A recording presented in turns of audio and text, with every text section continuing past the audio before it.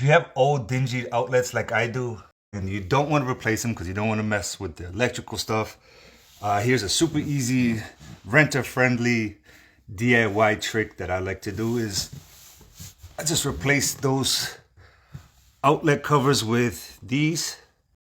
Let me focus in, and yeah, it's super easy to do and affordable, and you don't have to mess with any electrical stuff. So let's just take off the old plate.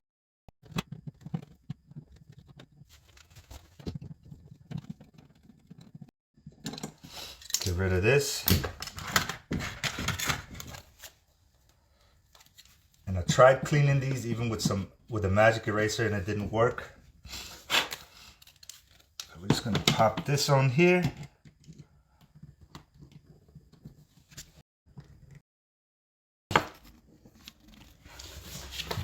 Look at that, much better, huh? Looks like new, and I didn't have to replace any outlets. I didn't have to mess with any electrical, which I hate doing. And it took me 2 minutes to do.